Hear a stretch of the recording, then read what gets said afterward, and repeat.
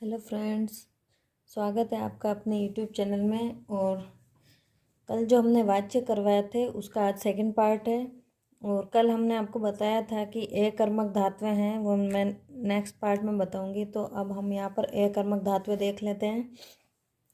ये वैसे संस्कृत में अभी तक पूछा तो नहीं गया है कि कौन से वाक्य है वो भाववाच्य है अथवा कर्मवाच्य है। अभी तक केवल वाच्य परिवर्तन के उदाहरण ही पूछे गए हैं। तो यहाँ पर संस्कृत में तो ये आईएमपी नहीं है, लेकिन हिंदी में होती है धातुएं। जैसे हिंदी में वाक्य आ जाते हैं कि पक्षी उड़ रहा है, तब हम कंफ्यूज हो जाते हैं। पूछा जाता है कौन सा वाच्य है, भाववाच्य कर्मवाच्य है। तो वहाँ पर ये ज़्यादा इम्पोर्टेंट है। तो अभी हम देख लेते हैं। लज धातु है, भू धातु है, भी धातु है, जृंभ धातु है, रुद्र धातु है, हस धातु है, क्रीड धातु, रुच धातु है। ये जो धातुएं हैं ये हिंदी में ज़्यादा काम आती है कि हिंदी में हमको पता नहीं चलता। जैसे वाक्य आ जाता है कि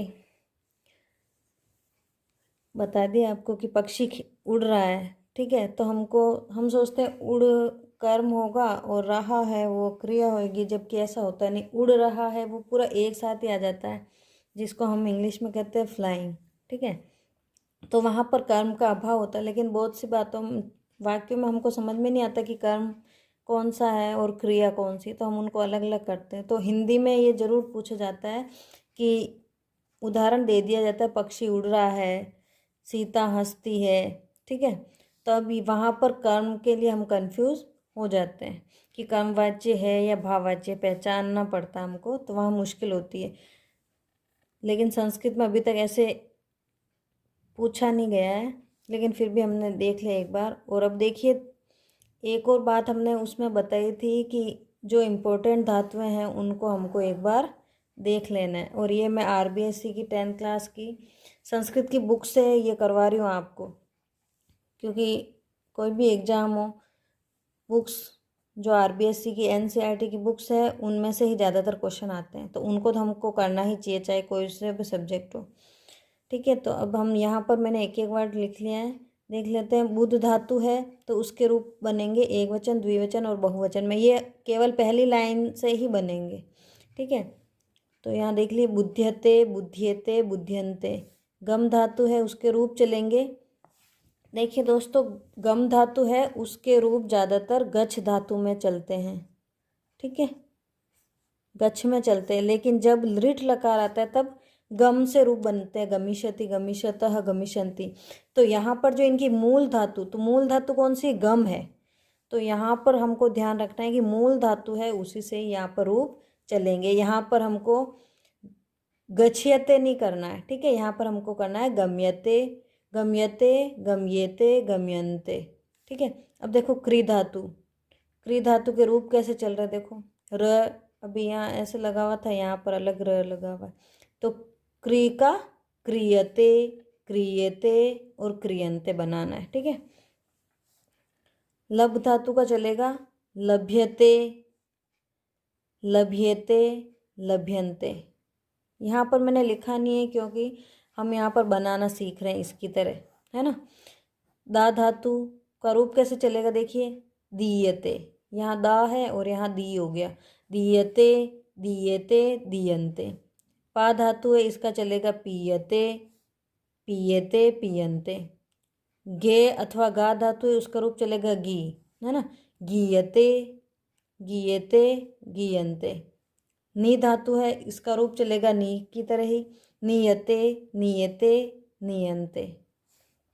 श्रु का चलेगा श्रूयते, श्रूयेते, श्रूयन्ते। स्मृ का चलेगा स्मृयते, स्मृयेते, स्मर्यन्ते, ठीक है।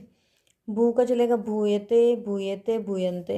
स्था का चलेगा स्थीयते, स्थीयेते, स्थीयन्ते। अब देख लीजिए, आस का चल रहा है आस्यते, आस्येते, आस्यन्ते। हस का चल रहा है हस्यते, हस्येते, हस्यन्ते। शींग धातु का चल रहा है, अथवा शी भी कह सकते हैं इसको। शींग धातु का शी रहता है बाद में, है ना। शयते, शयते, शयन्ते। अब देखिए हमको यहाँ पर देखो अंतर क्या मिल रहा है विशेष, कि जो आ वाली धातु है जिसके अंत में आ है उसका ई हो रहा है। ठीक है, देखो दा का दी हो रहा है, पा का पी हो रहा है, गा का गी हो रहा है, और स्था में आ का ई हो रहा है, स्थीयते। ठीक है, अब हम पिछली परीक्षाओं में आए हुए इम्पोर्टेंट क्वेश्चन कर लेते हैं। देखिए पहला क्वेश्चन है, अधोलिखितस्य वाक्यस्य वाच्य परिवर्तनं कुरुत। उदाहरण है बालिका नाटकम पश्यति। अब हमको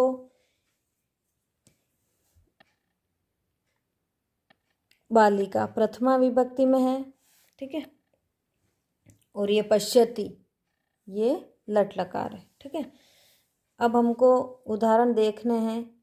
जब हम इनको, ये कृतवाच्य का उदाहरण है क्योंकि बालिका है। ठीक है, तो इसको हम तृतीय विभक्ति में चेंज करेंगे तो आ जाएगा बालिकया। ठीक है,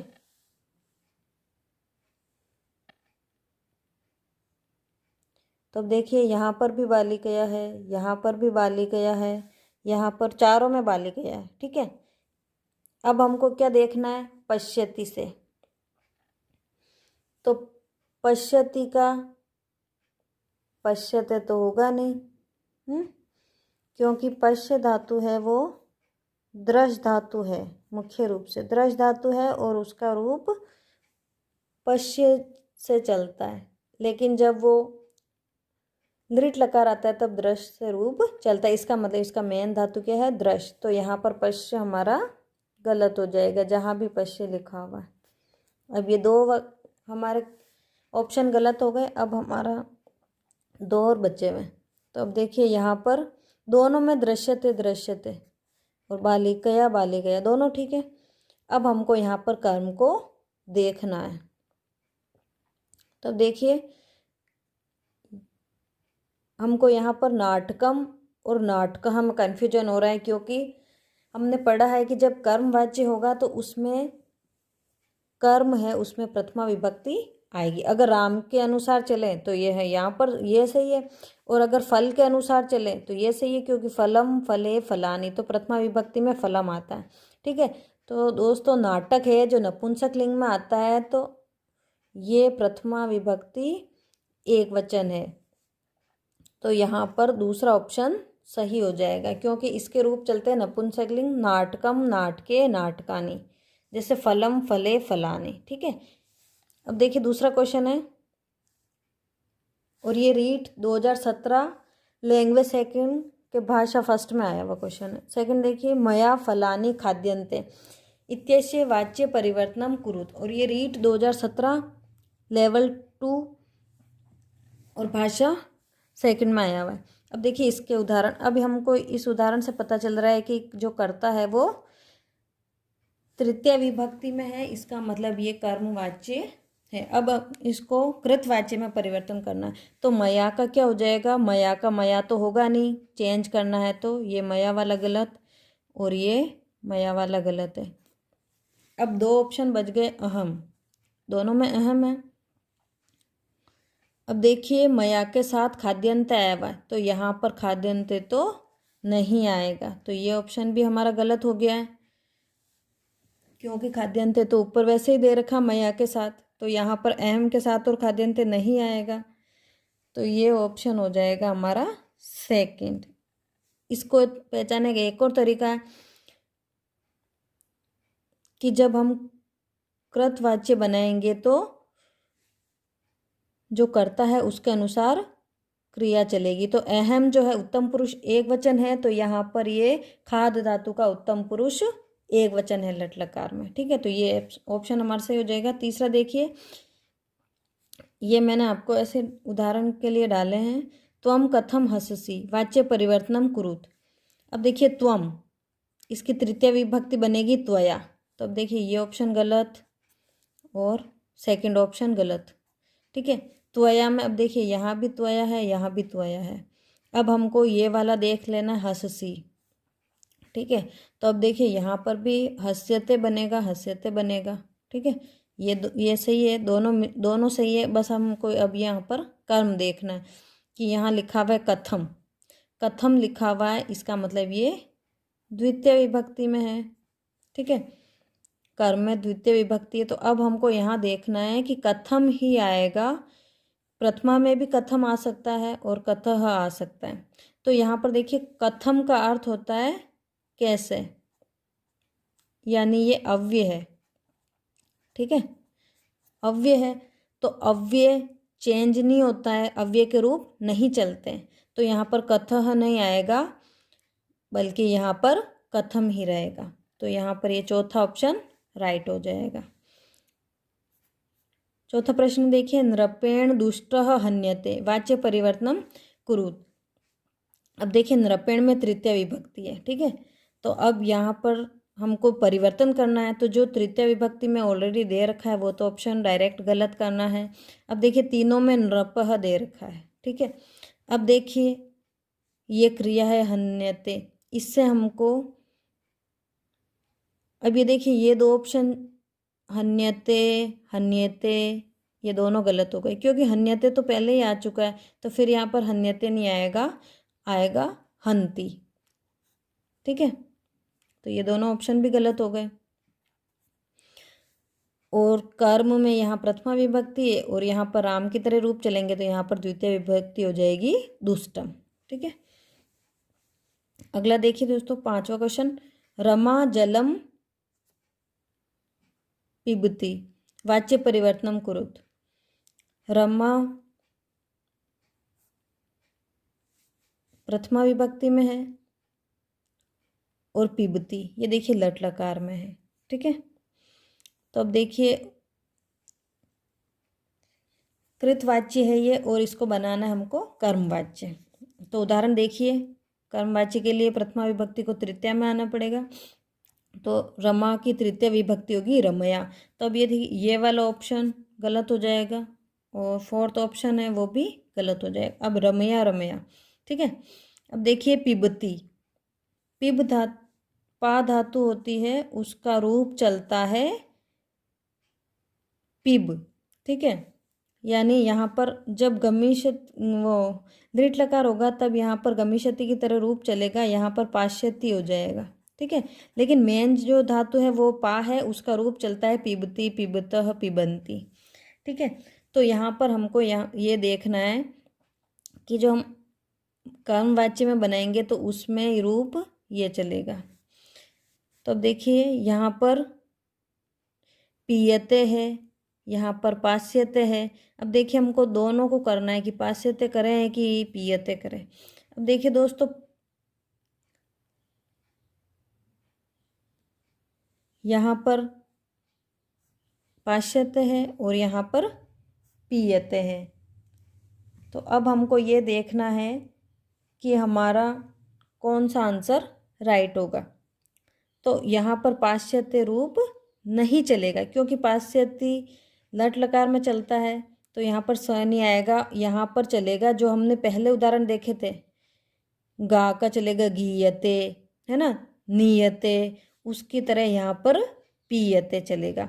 और यहाँ पर जलम में प्रथमा विभक्ति है और यहाँ पर द्वितीय विभक्ति, क्योंकि जल का जो शब्द रूप है वो नपुंसक लिंग में फल की तरह चलता है, फलम फले फलानी, फलम फले फलानी। तो प्रथमा और द्वितीय दोनों विभक्ति सेम होती है। तो हमारा यहाँ पर तीसरा ऑप्शन राइट हो जाएगा। अब ये देखिए दोस्तों, सह गच्छति, वाच्य परिवर्तनम कुरुत, और ये रीट 2015 में लेवल 2 और भाषा 2 में आया हुआ। ठीक है, तो सह प्रथमा विभक्ति है, सह की तृतीय विभक्ति क्या हो जाएगी, तेन। तो अब यहाँ पर देखिए तेन केवल एक ऑप्शन में दे रखा है और गच्छति का गम्यते। ठीक है, तो ये मया नहीं करना है, मया होगा अहम का, अहम की तृतीय विभक्ति होती है मया। ठीक है, तो यहाँ पर ये ध्यान रखना है। अब देखिए सातवां क्वेश्चन, अहम पुस्तकानि पठानी। अब यहाँ पर बोनस नंबर मिले हुए हैं, ये रीड 2012 में आया, लेवल 1 की भाषा 2 में। तो अब देखिए यहाँ पर ये बोनस क्यों हुआ, क्योंकि जो पठानी है वो लोट लकार उत्तम पुरुष एक वचन का है, जबकि वाच्य परिवर्तन केवल लट लकार में ही किए जाते हैं अभी तक। ठीक है, तो यहाँ पर अगर पठामी होता, हम मान लेते हैं कि अगर यहाँ पर पठामी हो करते हैं कि अगर यहाँ पठामी लिखा हुआ होता तो फिर कौन सा ऑप्शन सही होता। हेलो फ्रेंड्स, अहम की देखिए कृतवाच्य तो हमको कर्मवाच्य बनाना है, तो ये तो कट जाएगा, अहम तो होगा नहीं। ठीक है, अहम की जगह तृतीय विभक्ति होगी मया, तो अब मया में ये तीनों हैं, मया मया। तो अब हमको देखना है कि पठामी की जगह हम क्या करते, पुस्तकानि बहुवचन है तो पठामी का भी बहुवचन लगता और वो होता पठ्यन्ते। ठीक है, अब देखिए पठ्यन्ते यहाँ भी है और यहाँ भी पठ्यन्ते है।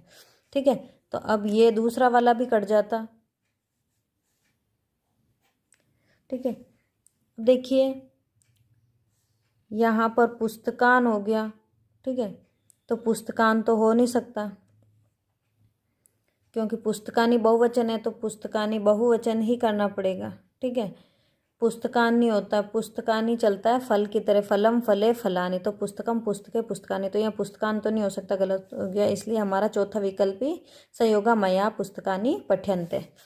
और यहाँ पर पठ्यन्ते पुस्तकानी के वजह से यहाँ पर बहुवचन है तो पठ्यन्ते भी बहुवचन में है। अब देखिए आठवां, अहम तस्मै धनम ददामी। अब देखिए ददामी में दा धातु है, इसका वाच्य परिवर्तन करना है, कृतवाच्य दिया हुआ है और हमको करना है कर्मवाच्य में। अब तो देखिए यहाँ पर अहम दिया हुआ है, तो यहाँ पर अहम वाला ये तो ऑलरेडी गलत हो गया। इसके बाद देखिए मया करना है, तो मया 3 में दिखाई दे रहा है। अब देखिए तस्मै है, वो कर्म नहीं है जो हमको बदलना पड़ेगा। ठीक है, तस्मै जो है सर्वनाम शब्द है तो उसको हमको बदलना नहीं है, तो यहाँ पर क्रॉस आ जाएगा क्योंकि वो ऐसा का ऐसा ही आएगा। हमको बदलना किनको है, ये कर्ता और कर्म को बदलना रहता है। तो अब देखिए ददामी में दा धातु है तो दा का हो जाएगा दी, जैसे पा धातु है उसका हो जाएगा पीयते। ठीक है, नी धातु है नीयते, गा धातु है गीयते। ठीक है, ये हो गया। तो उसी तरह दा धातु का दियते हो जाएगा। तो अब देखिए दियते कहाँ कहाँ है, ये 2 में दियते बचा हुआ है, यहाँ पर दायते दिया हुआ है, इसलिए चौथा विकल्प भी गलत हो गया। अब दियते दियते में हमको पता चल गया कि तम नहीं करना है, तस्मै आ जाएगा और धनम दियते। तो वीडियो आपको कैसा लगा दोस्तों, और कोई भी डाउट है तो आप मुझे कमेंट करके पूछ सकते हैं, और अगर वीडियो पसंद आता है तो चैनल को लाइक करें और सब्सक्राइब करें, और नहीं भी आता है तो डिसलाइक करके जो भी कमी है वो बताएं, क्योंकि हमारा उद्देश्य केवल आपको इन प्रश्नों के आंसर बताना नहीं था, बल्कि इन आंसर को समझाना था कि किस प्रकार से हुआ ये, ताकि आप अगर ये उदाहरण नहीं आए एग्जाम में तो कोई और भी उदाहरण आए तो आपको अगर ये समझ में आ जाता है तो आप उन उदाहरणों को भी कर सकते हैं। धन्यवाद।